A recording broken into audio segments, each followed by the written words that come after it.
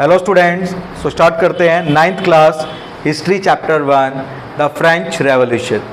Last हमने video के अंदर रॉब्सपियर की गवर्नमेंट देखी थी द नेशनल कन्वेंशन, और आज हम नेशनल कन्वेंशन के आगे कंटिन्यू कर रहे हैं कि किस तरह से नेशनल कन्वेंशन के समय पर उनके प्रेसिडेंट रॉब्सपियर ने रेन ऑफ टेरर करा।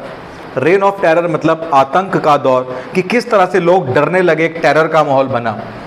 इसका टाइम पीरियड है 1793 से लेकर 1794 के बीच, तो लगभग एक साल का टाइम चला।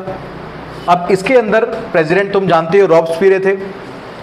इन्होंने क्या करा, follow severe punishment and strict laws for minor mistakes, मतलब छोटी छोटी गलतियों पर बहुत बड़ी बड़ी पनिशमेंट्स दी गई, जिससे कि लोगों के बीच में एक डर का माहौल बना। इन्होंने एक कोर्ट बनाया जिसका नाम था रेवोल्यूशनरी ट्रिब्यूनल।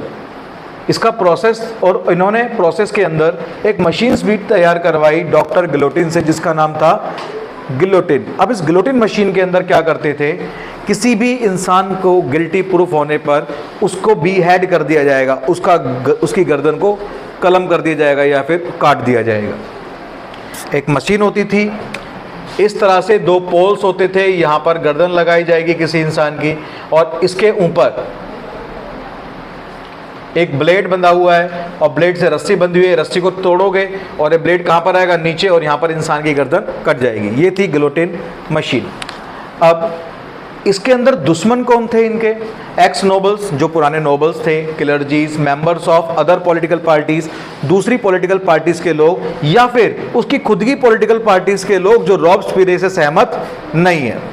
ठीक है, अब किसी इंसान को रॉब्सपियर द्वारा अरेस्ट करा जा रहा है, उसको जेल में डाला जा रहा है, उसको कोर्ट में ले जाया जाएगा, और अगर वो गिल्टी पाया गया तो उसको क्या कर देंगे, फाइनली गिलोटिन। और इससे लोगों में टेरर फैल गया कि भाई ऐसे तो रॉब्सपियर किसी को भी मरवा देगा। कोर्ट भी डरने लगा, कहीं ऐसा तो नहीं हम जजों को ही मरवा दे कल रॉब्सपियर। तो इसलिए उन्होंने बोला कि रॉब्सपियर भी गिल्टी है, क्योंकि उसने छोटी छोटी गलतियों पर बड़ी बड़ी पनिशमेंट देकर गलत काम करा है। तो जुलाई 1794 में रॉब्सपियर को भी गिलोटिन कर दिया गया। चलो आप देखते हैं कुछ पॉइंट हमारे एमसीक्यूज क्वेश्चन के लिए इंपॉर्टेंट, कि रॉब्सपियर ने किन चीज़ों को स्टार्ट करा जो यूनिक थी।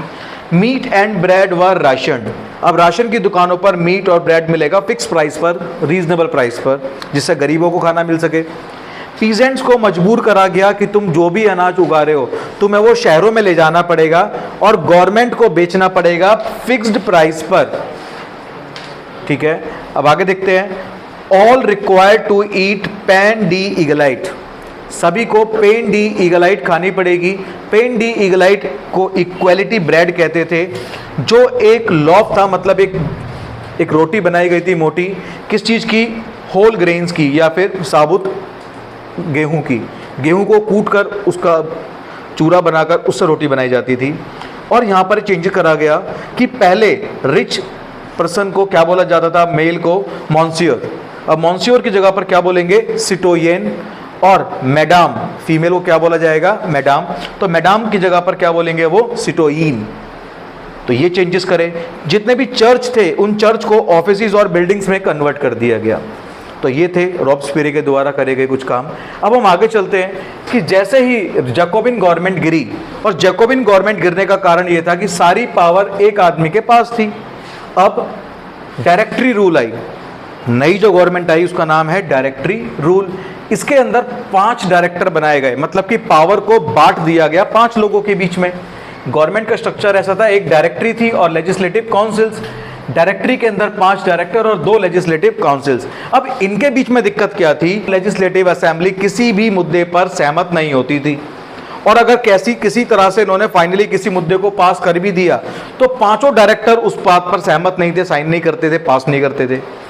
तो जिसकी वजह से पॉलिटिकल इनस्टेबिलिटी आ गई, मतलब फ्रांस की पॉलिटिक्स ठप हो गई, रुक गई, एक जगह पे ठहर गई।